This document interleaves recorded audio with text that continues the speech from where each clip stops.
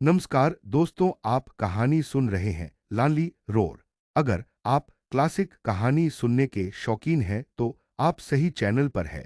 आपको इस चैनल पर सभी तरह के मनपसंद कहानियां सुनने को मिलेगी। अगर आप कहानी सुनने के शौकीन हैं तो पहले चैनल को सब्सक्राइब कर लो ताकि समय पर आपके पास कहानी का नोटिफिकेशन पहुंच सके। तो कहानी आगे। लॉली रोड अंग्रेजी कहानी। R.K. नारायण। बातूनी राम ने कहना शुरू किया। बहुत साल मालगुडी के लोगों को पता ही न था कि यहाँ कोई म्यूनिसिपैलिटी भी है और इससे कस्बे का कोई नुकसान भी न था। बीमारियां अगर वे शुरू भी होती तो कुछ दिन बाद खुद ही खत्म भी हो जाती। खत्म तो उन्हें होना ही होता है। धूल और गंदगी को हवा उड़ा ले जाती, नालियां भरकर बह निकलती लेकिन खुद ही खाली भी हो जाती।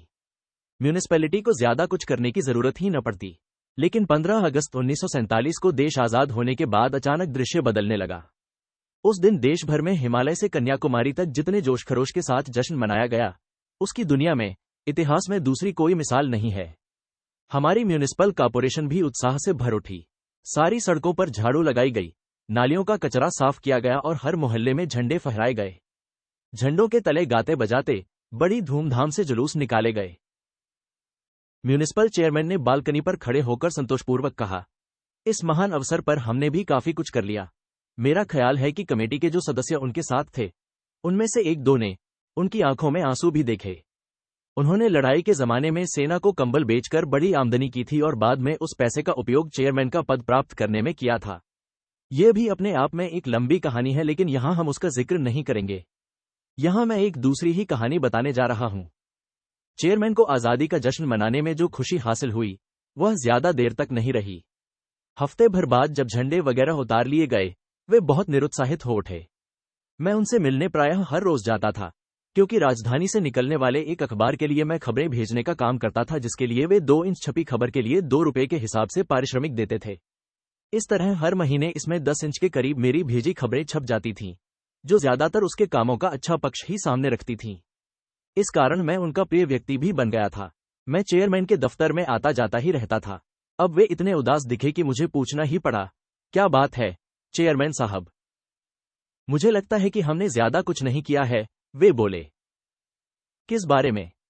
इस महत्वपूर्ण दिन की महिमा बढ़ाने के लिए। वे कुछ देर सोचते रहे, फिर कहने लगे, जो हो, मैं इसके लिए कुछ बड़ा काम जरूर करूंगा। सबने तुरंत फैसला कर लिया कि आजादी के सम्मान में शहर की सभी सड़कों और पार्कों के नाम बदलकर महापुरुषों के नामों पर रख दिए जाएंगे। इसकी शुरुआत मार्केट स्क्वायर के पार्क से की गई। अब तक इसे कॉरोनेशन यानी राजगद्दी पार्क के नाम से जाना जाता था।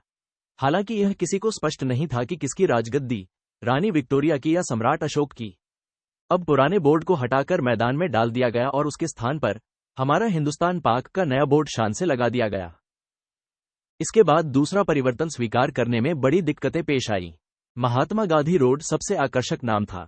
8 विभिन्न वार्डों के प्रतिनिधि यह नाम अपने यहाँ की सड़क के लिए चाहते थे। 6 और प्रतिनिधि थे जो चाहते थे कि उनके घर के सामने की सड़क का नाम नेहरू रोड या नेताजी सुभाष बोस ख दिया जाए। झगड़ा इस कदर बढ़ा कि मुझे लगा कहीं मारपीट न हो जाए। एक क्षण तो ऐसा आया कि पूरी कमेटी पागल हो उठी। उसने तय किया कि 4 अलग अलग सड़कों को एक ही नाम दे दिया जाए। अब जनाब, दुनिया के सबसे ज्यादा लोकतंत्री या देशभक्त देश में भी यह नहीं हो सकता कि 2 जगहों को एक ही नाम दे दिया जाए। खैर, नाम बदल दिए गए और 15 दिन में हालत ये हो गई कि नए नामों के कारण यह बताना मुश्किल हो गया कि कौन सी जगह कहाँ है। Market road, north road, Chitra road, Vinayak Mudali street, सब नाम खत्म हो गए। इनके स्थान पर नए नाम आ गए। 4 जगहों के एक ही नाम, और सब मंत्रियों, उपमंत्रियों और काउंसिल सदस्य सभी के नाम रख दिए गए। लेकिन इससे गड़बड़ बहुत हो गई। चिट्ठियां जहां पहुंचनी होती, वहां न पहुंचकर पता नहीं कहां पहुंच जाती। लोग ठीक से बता नहीं पाते थे कि वे कहां रहते हैं। पुराने परिचित नामों के बदल जाने से शहर जंगल में बदल गया। चेयरमैन ये काम करके बहुत खुश था, लेकिन ये खुशी ज्यादा दिन न रही। कुछ दिन बाद उस पर फिर एक दौरा पड़ा कि कुछ और काम करना चाहिए। लॉली एक्सटेंशन और मार्केट के मिलन स्थल पर एक मूर्ति लगी थी। लोग इस मूर्ति के इतने अभ्यस्त हो गए थे कि वे उसे न देखते थे और न जानते थे कि यह किसकी मूर्ति है। चेयरमैन को अचानक याद आया कि यह सर फ्रेडरिक लॉली की मूर्ति है। उसी के नाम पर एक्सटेंशन का नाम रखा गया था। अब इसका नाम गांधीनगर रख दिया गया था, इसलिए इस मूर्ति की यहां जरूरत नहीं थी। कमेटी ने एकमत से इसे हटाने का फैसला कर लिया।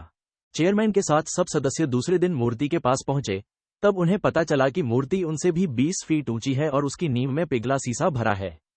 उन्होंने पहले ये सोचा था कि अपने निश्चय की ताकत से वे इस क्षत्रप की मूर्ति को वहां से हटा देंगे, लेकिन अब उन्होंने पाया कि यह तो पर्वत की तरह मजबूत आधार पर खड़ी है।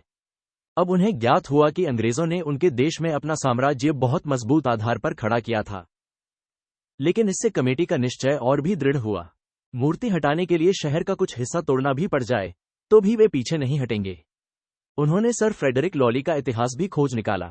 उन्हें पता चला कि लॉली यूरोप के शैतान एटिला द हून और नादिर शाह का सम्मिश्रण था और मेकियावेली की तरह चालाक था। उसने तलवार के बल पर भारतवासियों पर अधिकार जमाया और जहां से भी विरोध की जरा सी भी खबर आती, उस जगह को बर्बाद करके ही दम लेता। वह भारतीयों से तब तक नहीं मिलता था जब तक वे घुटनों के बल चलकर उसके पास नहीं आते थे। लोग रोजमर्रा का कामकाज छोड़कर मूर्ति के इर्द गिर्द घूमकर सोचने लगे कि उन्होंने इस आदमी को इतने दिन तक बर्दाश्त कैसे किया। अब वह सामने खड़ा नफरत की मुस्कान से उन्हें देख रहा था। उसके हाथ पीछे बंधे थे और कमर से तलवार लटक रही थी। इसमें संदेह नहीं कि वह इतिहास का सबसे जालिम शासक था। जिनकी तस्वीर विग लगाए, ब्रीचेज और सफेद वेस्टकोट पहने, सख्त नजर से सामने देखते। भारतीय इतिहास में ब्रिटिश युग के शासकों की तस्वीर सबको याद है। वे ये सोच सोचकर कांपने लगे कि ऐसे कठोर शासक के अधीन उनके पूर्वज किस प्रकार जीवन बिताते रहे होंगे। इसके बाद कमेटी ने इस काम के लिए टेंडर मांगे। 1 दर्जन ठेकेदारों ने टेंडर भरे, जिनमें से सबसे कम 50,000 रुपए का था। मूर्ति को वहां से हटाकर कमेटी के दफ्तर तक पहुंचाना था, जहां यह विचार किया जा रहा था कि इसे रखा कहां जाएगा। चेयरमैन ने सोच विचार कर मुझे बुलाया और कहा, तुम इसे क्यों नहीं ले जाते? अगर तुम इसे अपने खर्च से उठा ले जाओ तो मैं तुम्हें यह मुफ्त में दे दूंगा। अभी तक मैं सोचता था कि कमेटी के लोग पागल हैं, लेकिन अब मैंने पाया कि मैं भी उन्हीं की तरह पागल हूं। अब मैं मूर्ति से होने वाले लाभ का हिसाब किताब बिठाने लगा। अगर मूर्ति को तोड़ने और यहां तक लाने में मेरे 5,000 रुपये खर्च होते हैं, मैं जानता था कि ठेकेदार बहुत ज्यादा पैसा मांग रहे हैं और इसकी धातु की बिक्री से मुझे 6,000 प्राप्त होते हैं। 3 टन धातु का पैसा बहुत ज्यादा भी मिल सकता है। मैं इसे ब्रिटिश म्यूजियम या वेस्टमिंस्टर को भी बेच सकता हूं। तब फिर मैं अखबार को खबरें भेजने का काम छोड़ सकूंगा। कमेटी ने बहुत जल्द मूर्ति मुझे मुफ्त दे देने का प्रस्ताव पास कर दिया। अब मैं काम करने की तैयारी करने लगा। मैंने बहुत ज्यादा ब्याज देने का लालच देकर अपने ससुर से रुपया उधार लिया। 50 कुलियों की टीम बनाई जो मूर्ति की नींव उखाड़ने का काम करेंगे। मैं उनके ऊपर गुलामों से काम लेने वाले मालिक की तरह खड़ा हो गया और जोर जोर से हुक्म देने लगा। वे शाम को 6 बजे कार्य बंद कर देते थे और सवेरे फिर शुरू कर देते थे। मैं उन्हें खासतौर से कोप्पल गांव से लाया था, जहां के लोग मेम्मी जंगल के पेड़ काटने से मजबूत हो जाते हैं। 10 दिन तक फावड़े चलते रहे। नींव में जहां तहां थोड़ी बहुत दरारें पड़ी, लेकिन इससे ज्यादा कुछ न हो सका। मूर्ति जगह से हिलने का नाम नहीं ले रही थी। मुझे डर लगा कि इस तरह तो 15 दिन में मेरा दिवाला निकल जाएगा। अब मैंने जिला मजिस्ट्रेट से डायनामाइट के कुछ टुकड़े खरीदने की आज्ञा प्राप्त की और उस क्षेत्र में लोगों का आना जाना रोककर डायनामाइट में आग लगा दी। मूर्ति ढह गई और किसी को चोट भी नहीं लगी। फिर इसे घर तक पहुंचाने में 3 दिन लगे। खासतौर से बनाई एक गाड़ी में इसे रखकर कई बैल उसे धीरे धीरे खींचकर ले गए। रास्ते में आवागमन काफी देर तक बंद रहा। लोग मुझ पर हंसते और फब्तियां कसते दूर तक साथ रहे और दिन की सख्त गर्मी में मैं तरह तरह के आदेश देता साथ चला। हर ऊंची नीची जगह और कोने पर मूर्ति को रुकना पड़ता, जहां वह न आगे बढ़ पाती न पीछे हटती। रास्ते बंद हो जाते, औधेरा बढ़ता जाता। यह सारी कहानी अब मैं दोहराना नहीं चाहता। फिर रात भर सड़क पर पड़ी मूर्ति के पास बैठा मैं इस पर पहरा देता रहा। सर फ्रेडरिक पीठ के बल जमीन पर पड़े खुली आंखों से ऊपर आसमान के तारे निहारते रहे। मुझे उनकी इस स्थिति पर अफसोस भी हुआ। कहा, आपको कठोर साम्राज्यवादी होने के कारण ये दिन देखना पड़ रहा है। बुराई का नतीजा अच्छा नहीं होता। फिर इसे मेरे छोटे से घर में आराम से रख दिया गया। सामने के कमरे में सिर और धड़ रखा गया और पेट तथा पैर दरवाजे से बाहर निकालकर सड़क पर रख दिए गए। मेरी कबीर गली के लोगों ने रास्ता रुकने का बुरा नहीं माना और खुशी से हर परेशानी को स्वीकार कर लिया। म्यूनिसिपल कमेटी ने मुझे धन्यवाद का प्रस्ताव पास किया। ये खबर मैंने अपने अखबार को भेजी, जिसके साथ 10 इंच लंबी इसकी पूरी कहानी भी बयान कर दी। 1 हफ्ते बाद चेयरमैन साहब बहुत परेशान हालत में मेरे घर आ पहुंचे। मैंने जालिम के सीने पर उन्हें बिठा दिया। वे बोले, तुम्हारे लिए बुरी खबर है। तुम वह खबर अखबार में छपने न भेजते तो अच्छा होता। ये देखो। और उन्होंने बहुत से टेलीग्राम मेरी ओर बढ़ा दिए। ये तार भारत की करीब करीब सभी ऐतिहासिक संस्थाओं से आए थे जिनमें मूर्ति को हटाने का विरोध किया गया था। हमें सर फ्रेडरिक के बारे में धोखा हुआ था। लॉली नाम का जालिम एक और ही व्यक्ति था जो सर वारेन हेस्टिंग्स के जमाने में हुआ था। यह फ्रेडरिक लॉली एक सैनिक गवर्नर था जो गदर के बाद यहां आकर बस गया था। उसने जंगल साफ कराए और मालगुडी कस्बा बसाया।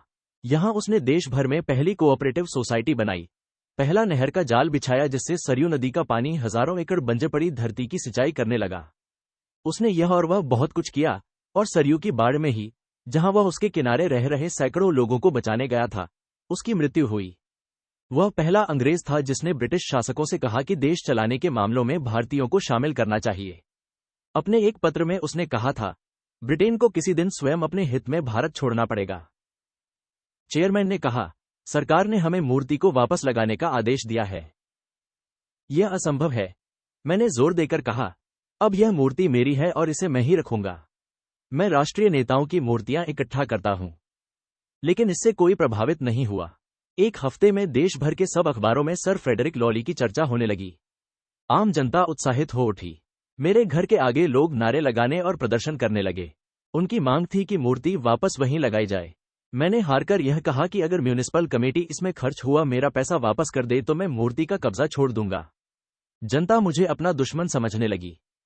यह आदमी मूर्ति के साथ चोरबाजारी कर रहा है, उनका स्पष्ट मत था। दुखी होकर मैंने मूर्ति को बिक्री के लिए पेश कर दिया। एक बोर्ड पर बड़े बड़े अक्षरों में लिखा, मूर्ति बिकाऊ है, 2.5 टन बढ़िया धातु, आप किसी देशभक्त मित्र को इसे भेंट में दे सकते हैं। 10,000 रुपये से कम के आवेदनों पर विचार नहीं किया जाएगा। इससे लोग और भी भड़क उठे, चाहने लगे कि लात घूंसों से मुझे मारें, लेकिन देश में अहिंसा की परंपरा होने के कारण उन्होंने मेरे घर की पिकेटिंग करने का फैसला किया। वे झंडा हाथ में लेकर घर के आगे लेट गए और नारों से सड़क गूंजने लगे। एक थक जाता तो दूसरा उसकी जगह ले लेता और इस तरह पारियां बनाकर यह सत्याग्रह चलाया जाने लगा। घर में मूर्ति रखने की जगह बनाने के लिए मैंने पली और बच्चों को गांव भेज दिया था, इसलिए पिकेटिंग से मुझे कोई विशेष परेशानी नहीं हुई। हाँ, मुझे पीछे का रास्ता ज्यादा इस्तेमाल करना पड़ता था। म्यूनिसिपल कमेटी ने मुझे प्राचीन वस्तुओं की सुरक्षा कानून के तहत एक नोटिस भेजा, जिसका मैंने समुचित उत्तर दे दिया। अब कानूनी दांव पेंचों की लड़ाई शुरू हो गई, मेरे और कमेटी के वकील के बीच। इसका एक दुष्परिणाम यह भी था कि लंबे लंबे पत्र व्यवहार के ढेरों कागजों से घर का रहा सहा हिस्सा भी ठसाठस भर गया। मैं मन में यह सोचने लगा कि यह मामला किस तरह खत्म होगा, कब वह दिन आएगा जब मैं घर में पैर फैलाकर सो सकूंगा। 6 महीने बाद उपाय सामने आया। सरकार ने म्यूनिसिपैलिटी से मूर्ति के बारे में रिपोर्ट की मांग की और इस तथा इसके अलावा उसकी और भी खामियों के तहत सरकार ने पूछा कि कमेटी को क्यों न भंग कर दिया जाए और नए चुनाव कराए जाएं। मैं चेयरमैन से जाकर मिला और कहा, अब आपको चाहिए कि कोई बड़ा काम कर दिखाएं। क्यों न आप मेरा घर लेकर उसे राष्ट्रीय स्मारक बना दें। यह मैं क्यों करूं? उन्होंने पूछा। क्योंकि सर फ्रेडरिक वहां है, मैंने उत्तर दिया। आप मूर्ति को पुरानी जगह नहीं ले जा सकेंगे, ये जनता के धन की बर्बादी होगी, इसलिए जहां वह है उसी जगह उसे स्मारक के रूप में बदल दें। मैं सही कीमत पर अपना घर आपको देने को तैयार हूं, लेकिन कमेटी के पास इतना पैसा कहां है? उन्होंने उत्तर दिया। मैं जानता हूं कि खुद आपके पास बहुत पैसा है, कमेटी के पैसों पर आप क्यों निर्भर करते हैं? यह आपका ऐसा काम होगा कि लोग दंग रह जाएंगे। देश भर में किसी ने ऐसा काम नहीं किया होगा।